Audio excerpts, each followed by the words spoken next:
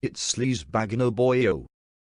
You read the title, so either A, you came to leave a dislike, or B, you came to see what I had to say. To the people who wanted to hear my thoughts, thank you. But to the people who mindlessly follow a movie franchise because their favorite character is in it, and my video somehow affects that, please leave your dislike and go figure out that everything has flaws. Sorry about that bitchy disclaimer. I just know what mindless people can be like when it comes to their favorite thing being criticized. Now, onto the video. As you definitely know, Avengers Endgame is coming out in a couple of weeks, and the hype for the MCU is at an all-time high. But as much as I love Iron Man, Spider-Man, and all the other boyos, I have a bit of hesitance when it comes to Endgame.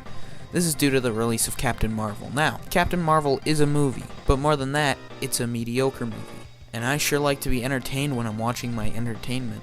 So when I heard the news that Brie Larson's take on the character was like watching a piece of cardboard try to act, I was intrigued. I've never really been interested in the character, male or female, because there's so many different characters with way more interesting stories and personalities that have the same powers as Captain Marvel. And I'm not alone in this opinion. So to try to offset the disinterest in the movie, Marvel started doing some damage control, saying that Captain Marvel was required in order to understand Endgame. This is when I started to worry.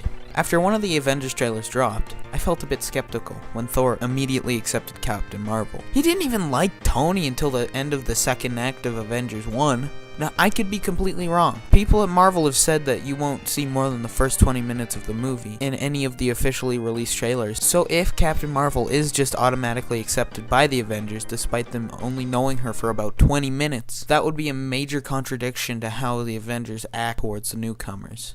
An example of this is the dynamic between Tony Stark and Peter Parker. In Spider-Man Homecoming, Peter has to prove himself to Tony in order to be taken seriously by him. Another example would be when Bucky was being framed for the acts of Helmut Zemo in Civil War, with Captain America, the leader of the Avengers, insisting on Bucky's innocence. The team was still split on believing Cap or not. This led the team to splitting up. So if they just plain out accept Captain Marvel, that would be a big blow to the logistics and characteristics of the main group of Avengers. Now, the obvious contradiction to this is that maybe the Avengers are desperate due to the snap, and that leads to them taking anyone they can get. Now, I think that's stupid because they would want to be organized in their attack on Thanos, and having a person whom they've never known and don't know anything about in their fight would lead to weak spots in their attack.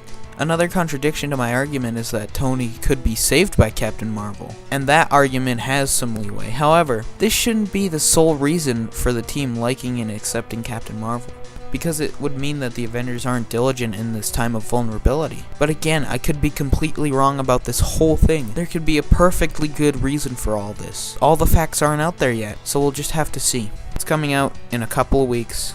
If you want to check it out, go right ahead. They've made a killing off this franchise, and it's because of their competence. This has been my video. Thank you. Goodbye. What goes up must come down. Yeah, my feet don't touch the ground.